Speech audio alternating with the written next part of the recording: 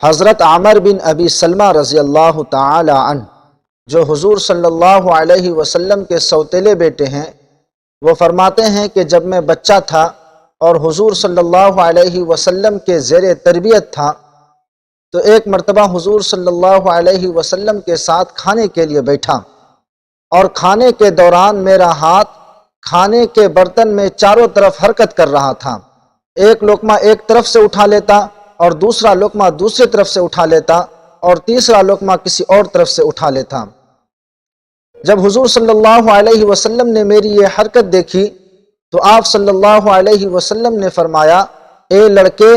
کھانا شروع کرنے سے پہلے اللہ کا نام لو، یعنی بسم اللہ پڑھ کر کھانا کھاؤ، اور داہنے ہاتھ سے کھاؤ اور اپنے سامنے سے کھاؤ۔ اس حدیث میں حضور صلی اللہ علیہ وسلم نے کھانے کے 3 آداب بیان فرمائے ہیں۔ پہلا ادب یہ ہے کہ کھانا شروع کرنے سے پہلے اللہ کا نام لو، یعنی بسم اللہ پڑھ کر کھانا شروع کرو، اور دوسرا ادب یہ ہے کہ اپنے داہنے ہاتھ سے کھاؤ، اور تیسرا ادب یہ بیان فرمایا کہ اپنے سامنے سے کھاؤ، یعنی برتن کا جو حصہ تمہارے سامنے ہے اس سے کھاؤ۔ اس تیسرے ادب پر حضور صلی اللہ علیہ وسلم نے بڑی تاکید فرمائی ہے۔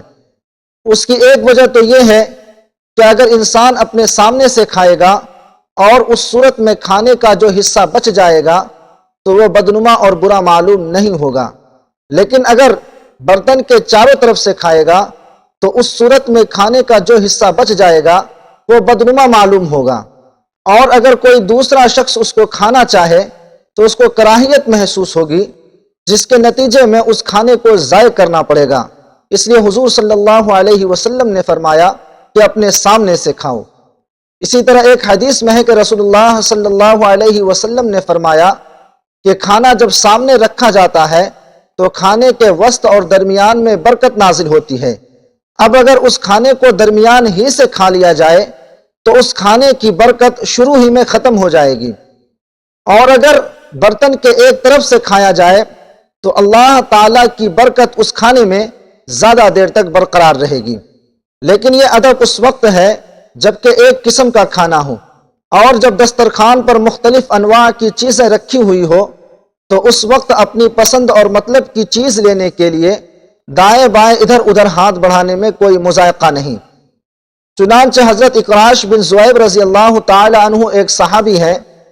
وہ فرماتے ہیں کہ ایک مرتبہ میں رسول اللہ صلی اللہ علیہ وسلم کی خدمت میں حاضر ہوا، اور آپ صلی اللہ علیہ وسلم کسی دعوت میں تشریف لے جا رہے تھے تو آپ صلی اللہ علیہ وسلم نے مجھے بھی ساتھ کر لیا۔ جب میں وہاں پہنچا تو میرے سامنے دسترخوان پر سرید لایا گیا۔ سرید اس کو کہتے ہیں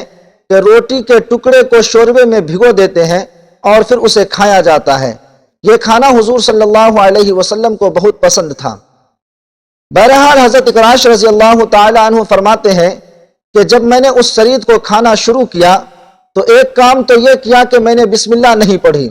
ویسے ہی کھانا شروع کر دیا۔ تو آپ صلی اللہ علیہ وسلم نے مجھ سے فرمایا کہ کھانا کھانے سے پہلے اللہ کا نام لو، یعنی بسم اللہ پڑھ کر کھانا کھاؤ۔ اور دوسرا کام یہ کیا کہ کھانے کے دوران میں ادھر ادھر سے لقمہ اٹھا لیتا تھا، ایک لقمہ ادھر سے اٹھا لیتا، ایک لقمہ آگے سے اٹھا لیتا، ایک لقمہ ادھر سے اٹھا لیتا۔ جب حضور صلی اللہ علیہ وسلم نے میری یہ حرکت دیکھی تو آپ صلی اللہ علیہ وسلم نے فرمایا، یا اقراش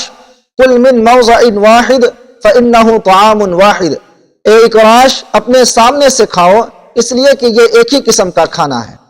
جب حضور صلی اللہ علیہ وسلم نے یہ کہا تو میں ایک ہی جگہ سے کھانے لگا۔ جب کھانے سے فارغ ہو گئے تو اس کے بعد پھر ہمارے سامنے ایک بڑا تھال لایا گیا جس میں مختلف قسم کی، کوئی عمدہ، کوئی درمیانی، کوئی تر، کوئی خشک کھجوریں تھیں۔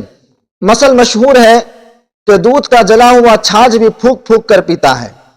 چونکہ حضور صلی اللہ علیہ وسلم نے مجھے تلقین فرمائی تھی کہ اپنے سامنے سے کھانا کھانا چاہیے، اس لیے میں ایک ہی جگہ سے کھجوریں کھا رہا تھا۔ لیکن جب حضور صلی اللہ علیہ وسلم نے دیکھا کہ میں ایک ہی جگہ سے کھا رہا ہوں تو آپ صلی اللہ علیہ وسلم نے فرمایا، یا اقراش کل من حیث شئت فإنہ غیر لون واحد، اے اقراش اب جہاں سے چاہو کھاؤ، اس لیے کہ یہ مختلف قسم کی کھجوریں ہیں، لہٰذا اب مختلف جگہوں سے کھانے میں کوئی مذائقہ نہیں۔ بہرحال اس حدیث میں رسول اللہ صلی اللہ علیہ وسلم نے